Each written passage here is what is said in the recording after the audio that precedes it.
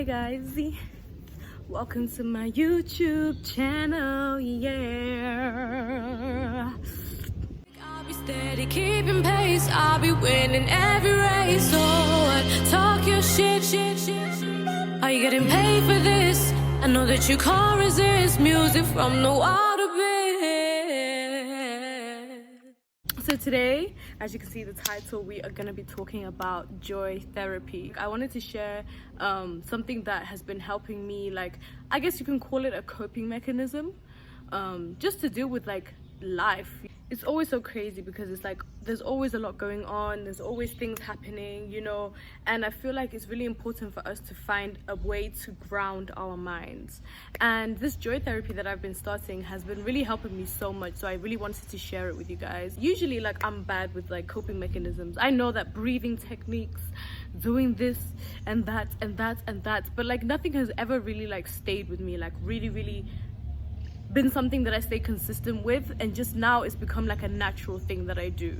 So alongside with like breathing exercises, whenever I feel overwhelmed, whenever I feel frustrated about something, whenever somebody's doing something that I don't like and I'm internalizing it, I like to go to a little place called joy inside my head, and I try to find gratitude and peace in the positive and in the good things, right? Music is like a humongous thing for me. Like, music is my therapy for a lot, is my love language, is everything. So I try to channel this new idea into my joy therapy. So whenever I'm feeling low or something's happening or something happened that tried to shake me, try to shake and change my energy, I just go and I start singing. Like, I start singing in my head. Like, if you're someone that loves listening to gospel music, this can be something that can really help you, because I feel like that's the only music that really helps me. I mean, I have like my favorite songs. Sometimes I'll do it with my favorite songs, or like I'll put on my favorite song. Like, when I say favorite song, like that song that you know is like will change up your mood. So for like purposefully deciding to do something in order to change your mood, because I mean, it's normal that things happen and that people get to you and you go into a place whereby you start spiraling, overthinking. So it also helps with overthinking, you know. Instead of me looking out the window in the car thinking about my life, like, you know, why did those people do that? Why did they say that? I'll just be in my head, I'll be singing, I don't want no scrub is like a king. But this is something that I really try to practice every single day. So like, whenever anything tries to shake me, I hate feeling like something starts to make me act out of character or go back to who I was. Like, I don't want to be that honey. Like, I don't want to be that girl. I don't want to be easily triggered. I don't want to be easily angered. I don't want to be easily shaken. Like, I just want to be on like a positive mindset, always giving off love and light and happiness and peace. Like, that's what I always want to exude, and that's what I also always want to receive. So everything that I release now, you know, my energy, I really hate feeling angry, you know. And anger is one thing that I used to deal with a lot. Like, I used to have like a lot of anger issues. Like,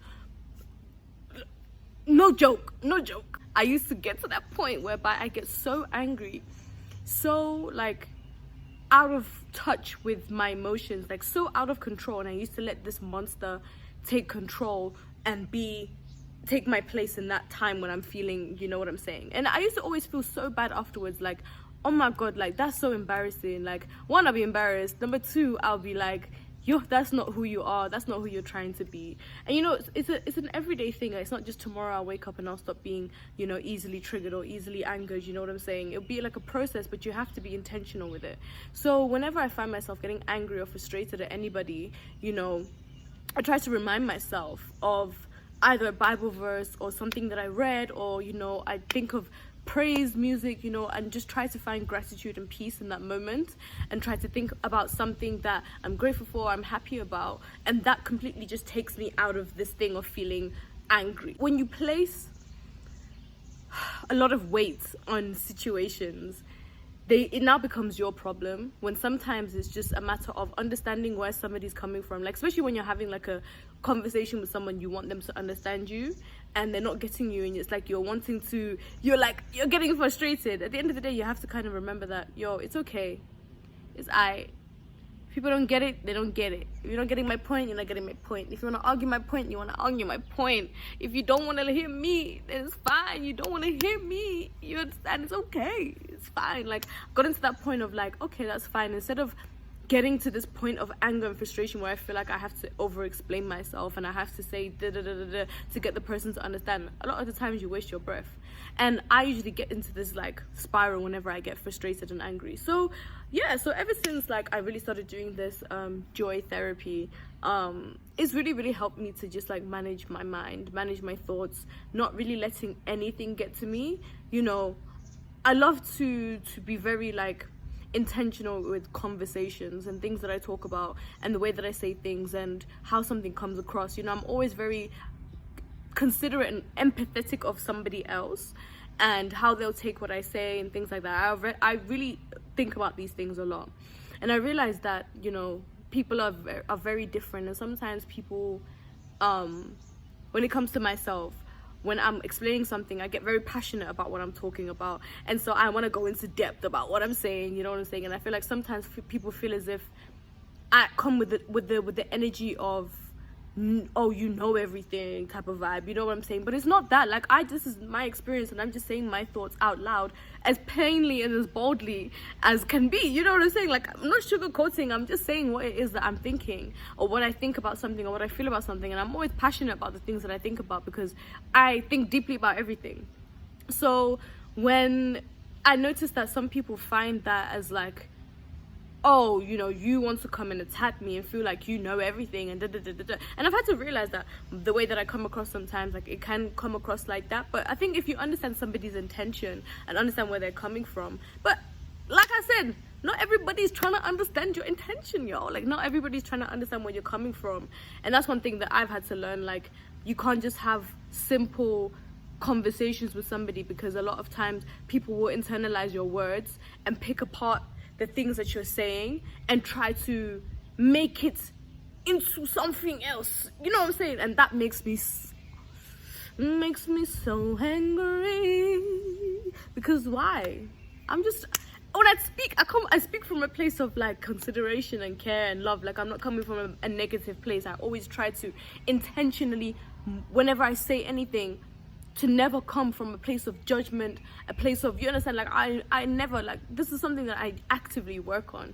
But other people don't know that. It's not like everybody knows that, you understand? So people go straight to a point of, oh, attack, you know what I'm saying? So, I don't know. So with things like that, like situations like that where I feel like I'm not heard, I feel like I'm not seen, I feel like I'm not understood, those are situations for me where it makes me get frustrated. And I try not to get frustrated. I try to understand that people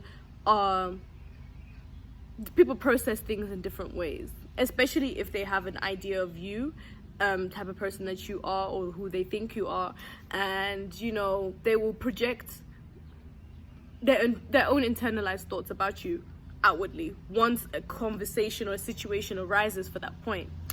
So now that I've gone through that, I find myself in situations whereby it's not very difficult for me to apologize to anybody. Like, okay, I get what your point is, because last it's not that deep, and it never is that deep, you know what I'm saying? Like, things are not that deep, and I don't like to hold things and carry things with me. I just take information and I apply that to how I will now further continue, you understand, with my relationship with that specific person, because this is how they respond to ABC, right? And I will just internalize that and understand that, and I will act accordingly.